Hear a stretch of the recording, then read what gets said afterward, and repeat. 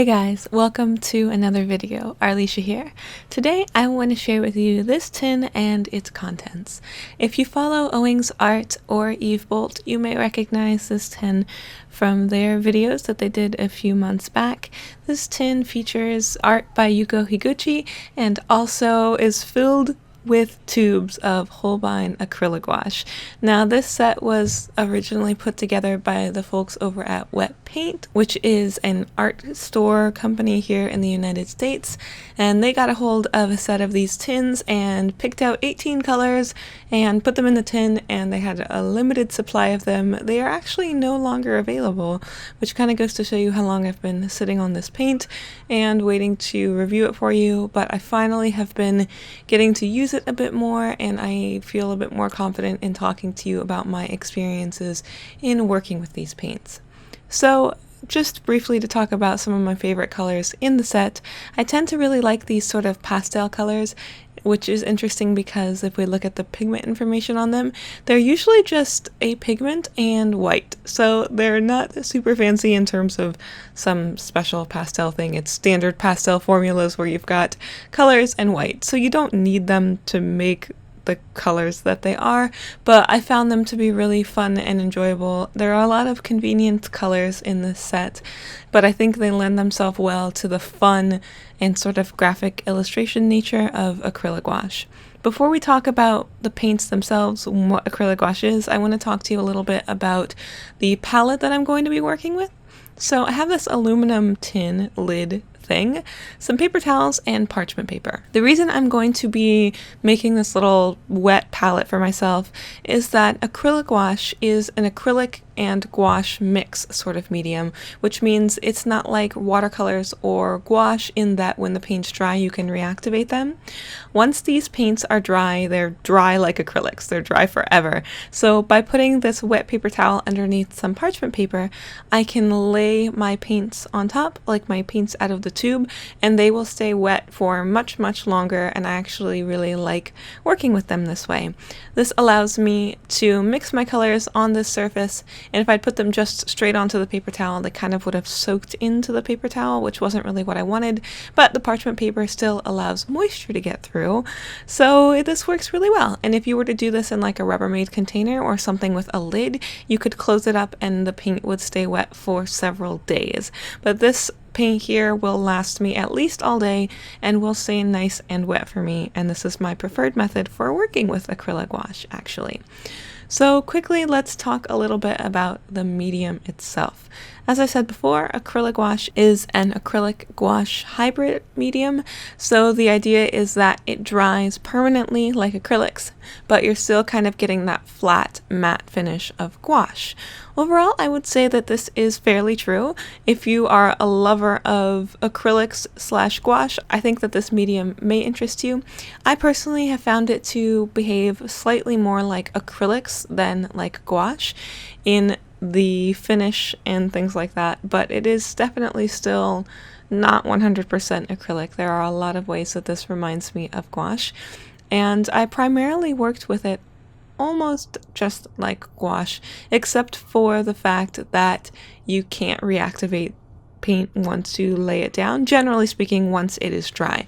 If it's not completely dry, you've still got some time to rework it, because even acrylics, don't dry right away. You've got a little bit of workability time, but not as much as if you were working with gouache, where you could come back to it the next day or something like that and kind of shift things around or blend them. And if you're interested in more information about the medium itself, I'm going to go ahead and leave links in the description to some of my favorite videos that talk about acrylic gouache and how this medium varies from gouache and acrylics. If you've seen any of my other product review sort of videos, you'll know that I am definitely not the kind of person who likes to focus heavily on pigments and product components and things like that. I adore those videos and I love to watch them, but when it comes to presenting content on my channel, I really like to take the opportunity to just jump right into painting a piece and talk to you more about my experiences and how I felt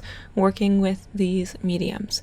So what you're seeing right here is a really interesting thing about acrylic gouache. Because those layers dry permanent underneath, I was able to go in with this sort of yellowish tone, and I can actually work more in transparent washes, which reminds me a little bit of watercolors with this medium.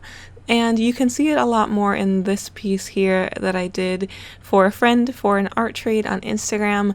I also did this one in acrylic gouache, and I used a lot of transparent washes for the blushy tones on this Gorgon's skin, and that was really fun. So overall, I think I was expecting this medium when I first started working with it. I was kind of expecting it to be like gouache, and so I was a little bit disappointed when I first started using it and found it to be a bit streakier than gouache, and I kind of set it aside for a while and didn't use it. But the truth is that it's its own thing, and it does have some gouache-like properties and it has some acrylic-like properties. One thing that I actually really like about acrylic gouache is that the colors seem to dry much closer to the same as when they are wet. So with gouache you have a lot of color shift going on. Colors usually dry much darker or much lighter than when they are wet, which can be a big thing that you need to adjust to when you're learning to use gouache, and something that frustrates a lot of artists who are learning.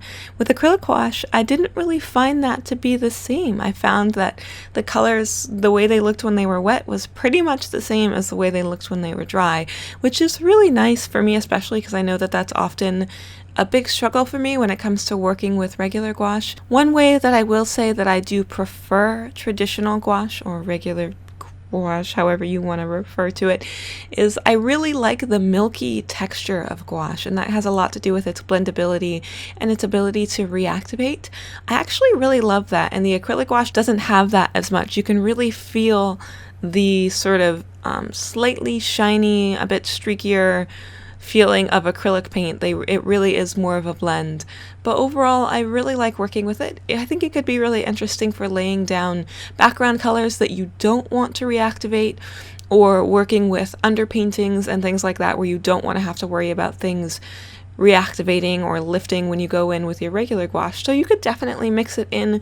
You could use both types of gouache. You could use it with watercolors. You could do whatever you want to do.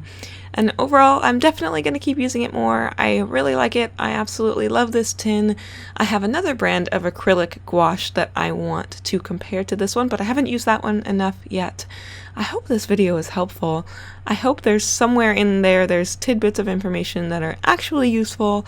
Thank you guys so very much, as always, for watching this video. And I also want to say that this piece will be available for sale up on my shop, and I will be making prints and stickers and all that kind of stuff available for this one as well, and you can check out the link in the description for all of that information. Thanks so much for watching this video, guys. I hope that you are all doing very well, and I will talk to you next time. Bye!